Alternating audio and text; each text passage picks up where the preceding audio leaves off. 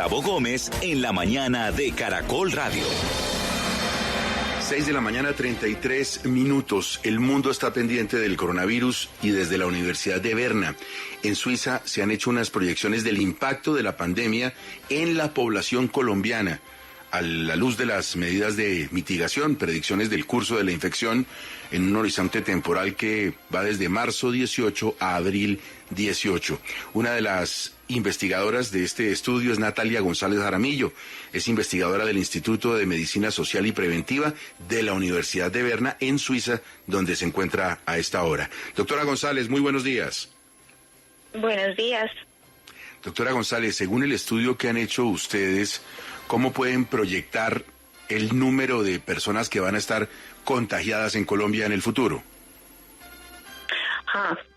Bueno, a ver, yo te explico. Los modelos tienen distintas intenciones. El modelo es simplemente una herramienta que nos permite ver, juzgar, actuar.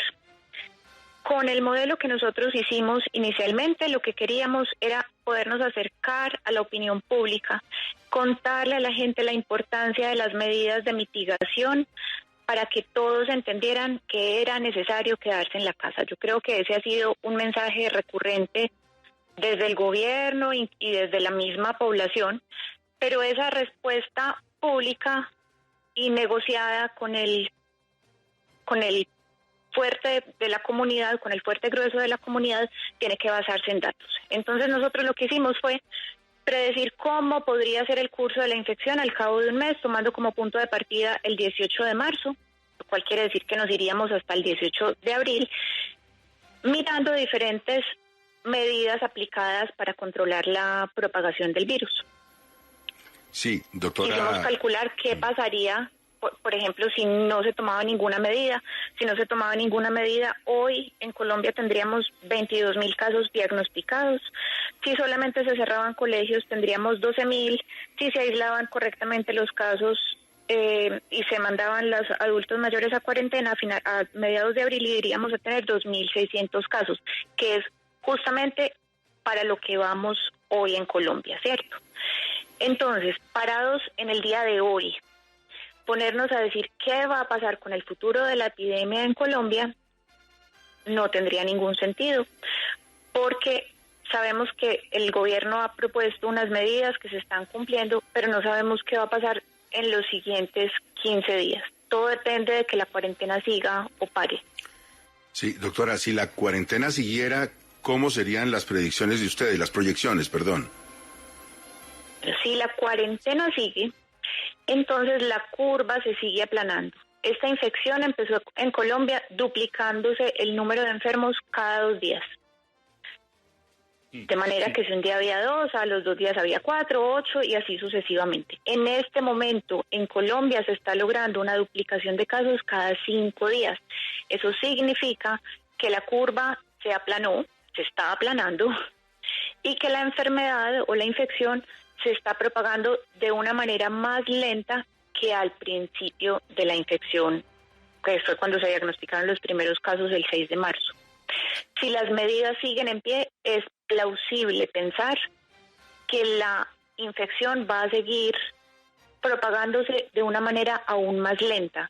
Por ejemplo, en Suiza también empezamos duplicándonos cada 2 días, luego duplicándonos cada 3, luego duplicándonos cada 4. Hoy estamos duplicando los casos cada 8 días. Eso significa que el sistema de salud ha tenido tiempo de prepararse para poder actuar cuando llegue el volumen alto de casos. Doctora, y a usted la incluyeran en el equipo científico que asesora al presidente Duque, ¿qué sería para usted lo razonable en términos de los días que se requieren para que se multipliquen los casos, para levantar, digamos, parcialmente la cuarentena? ¿Cada 10 días, cada 15? ¿Uno cómo mide eso? Bueno, es una pregunta hipotética, si me incluyeran, pero no estoy. Así que desde afuera, independientemente, puedo decir, se pueden empezar a levantar medidas, pero de un modo paulatino. O sea, lo que los distintos modelos en el mundo están mostrando es que tomar medidas rápidamente funciona muy bien, y ojalá tantas medidas como sean posibles, no empezar de una en una como cuentagotas, primero aíslo adultos, o primero aíslo casos, luego aíslo adultos mayores, luego cierro colegios, luego prohíbo eventos públicos. Si todo se puede hacer simultáneamente, tal como se hizo en Colombia, en etapas tempranas de la infección, eso es el modelo más exitoso. Atacar temprano con todas las armas.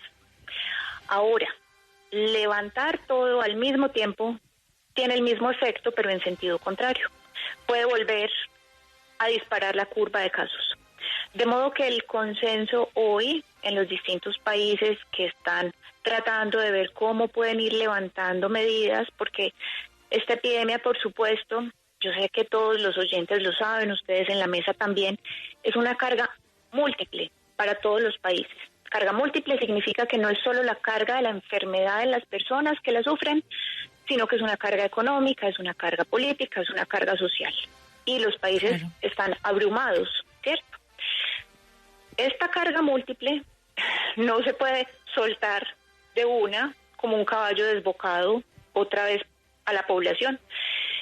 El consenso entonces, volviendo a la idea, es que hay que ir retirando poco a poco las medidas y ver en el día a día cuál es el impacto que se va teniendo. Es decir, ¿qué quiero liberar primero? ¿Voy a permitir que se abran nuevamente los espacios deportivos? Esa podría ser una opción. ¿Voy a permitir que se abran almacenes pero que no permitan entrar a más de 5 personas a la vez? Esa podría ser otra opción. Poco a poco, porque solamente así se va viendo la magnitud del efecto de cada una de esas medidas por separado. Y siempre que se vuelva a tener una subida de casos que ponga en riesgo la disponibilidad de las camas con las que cuenta el sistema de salud, hay que volver a apretar. Doctora, es un poco el efecto acordeón que el presidente o sus asesores le están diciendo al oído que debe implementarse en el país, pero mi pregunta es lo que ha dicho el ministro de Salud. Dijo que los casos de coronavirus corresponden a contagios de hace 2 semanas. ¿Esto significaría que hoy viernes podríamos tener no 1.100 casos, sino 2.200 casos? Bueno, no.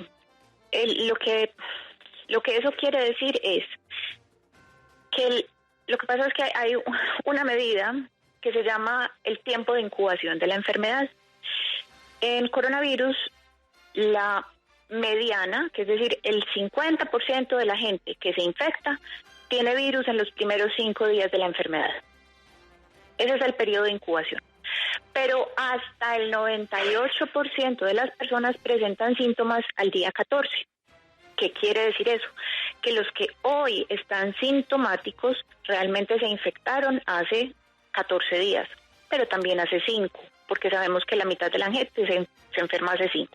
Para estar más seguros decimos, los casos que estamos diagnosticando hoy son los casos infectados hace 15 días. Eso va por un lado.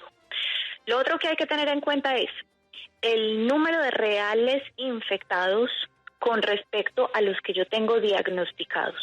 Y ahí sí, esa es una medida que no conocemos. Algunos autores están trabajando para los modelos con un factor de 10, otros están trabajando con un factor de 15, otros de 27 y hasta 35. Porque depende mucho de cuáles sean los criterios que usa cada país para hacer la prueba. Si los países son muy liberales al hacer la prueba y se la hacen a todo el mundo, ese factor va a ser muy reducido, porque entonces tengo casos diagnosticados en una proporción muy parecida a los verdaderos casos infectados. Si soy muy estricta con los criterios y solo se los hago a los casos más graves, entonces voy a tener un montón de gente infectada que no tengo diagnosticada, porque tengo unos criterios estrictos a la hora de hacer la prueba. Claro. Doctora, en muchos países hacen la relación contagios versus víctimas letales versus muertos. ¿Qué dicen esas cifras hasta el momento de Colombia y del manejo? El hecho de que tengamos más de 1.000 infectados, 1.160 y 19 muertos. Bueno, eso confirma que esta epidemia, aunque no conoce barreras internacionales, se comporta de manera completamente distinta en cada país. De modo que mientras tenemos una muerte general no ajustada en el mundo de más del 5%, En Italia esa tasa de muerte es de más del 12%, en España es del 8%, aquí en Suiza la tenemos en 2.7% en este momento y en Colombia es del 1.6%. Se pueden analizar muchas cosas, por ejemplo que en Colombia los pacientes, el grueso de los pacientes en este momento son pacientes jóvenes, porque la mayoría de los casos al principio fueron casos importados y eran de gente joven. Podemos decir que esa tasa de letalidad es muy alta en Italia en este momento, no solamente porque es una población muy envejecida, que eso lo sabemos hace muchos años, sino también porque rápidamente agotaron las reservas de su sistema de salud y esas son las muertes prevenibles de las que hablamos los epidemiólogos. Yo puedo tener unas muertes normales, esperadas por la infección, pero cuando todos se enferman al mismo tiempo y se mueren porque no alcanzaron a tener cama, esas muertes eran prevenibles, porque sobrepasaron el sistema de salud. Hoy en Colombia esas muertes no son prevenibles, esa tasa del 1.6% eran pacientes que estaban enfermos y, digámoslo crudamente, se iban a morir, pero no se murieron por falta de atención, que es lo que logran estas medidas de enlentecer el progreso de la enfermedad.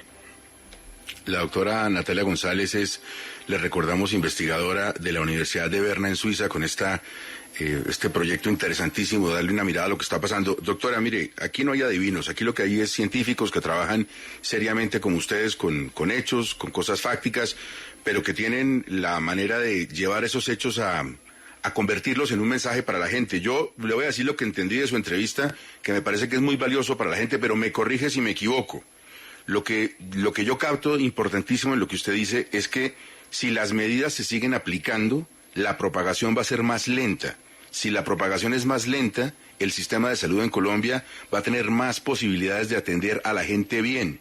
Y si las medidas se desmontan gradualmente y se evalúa paso a paso lo que va pasando, ese es el camino que nos puede ayudar a superar esto de la mejor manera. ¿Es así? Exactamente. Y además yo quiero decir otra cosa.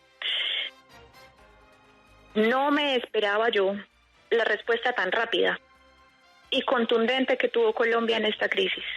Para mí fue un asombro positivo, porque cuando España tomó las medidas fue casi al mismo tiempo de Colombia. La cuarentena general en España fue casi al mismo tiempo.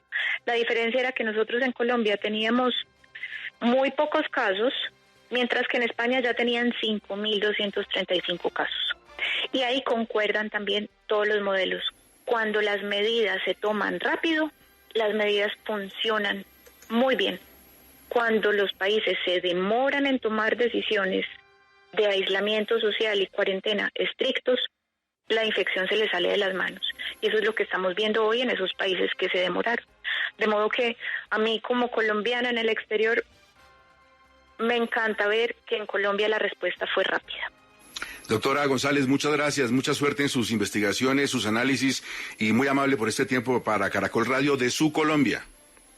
A ustedes muchas gracias, oyente fiel.